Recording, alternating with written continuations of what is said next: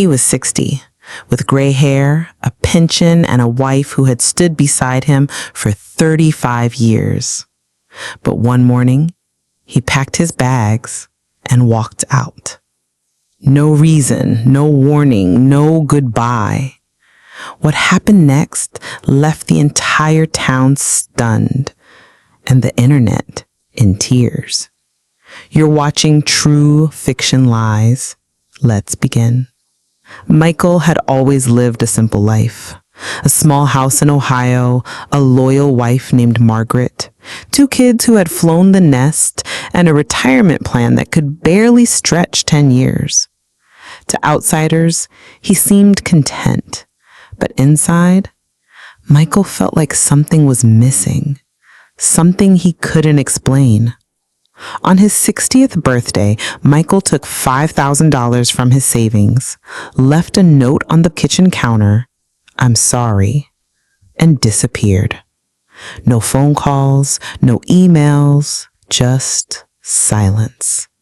He took a train west and ended up in a coastal town in Oregon. He lived in a cheap room above a diner and started working there under a new name, Mike. He washed dishes during the day and wrote in a notebook every night.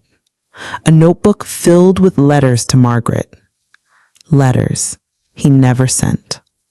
Months passed, then a year, and every day guilt grew like mold in his chest. Back home, Margaret was crushed, but quiet. She didn't chase him. She didn't cry in public. Instead, she got a part-time job at the library, kept their small garden alive, and baked cookies for the local church. People whispered, "Poor Margaret, left all alone." But she always smiled and said, "I believe people return when they found their reason." She never once stopped wearing her wedding ring. 2 years later, Michael fell ill. Nothing serious, just the flu, but enough to shake his soul. Lying in bed, feverish, he stared at the notebook of unsent letters. One entry read, "Margaret, I thought freedom meant escape, but freedom without you feels like punishment." The next morning, he mailed the entire notebook to her, with no return address.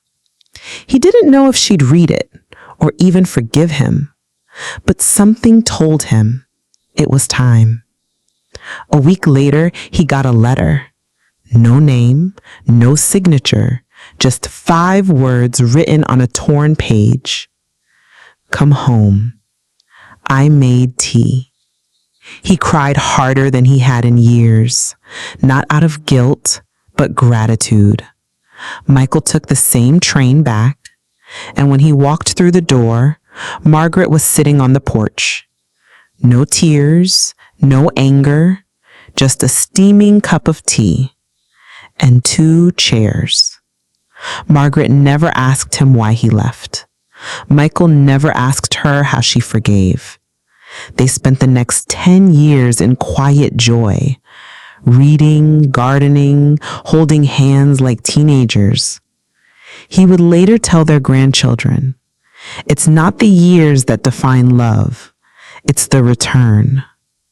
If you felt something today, remember, sometimes the heart wanders just to find where it truly belongs.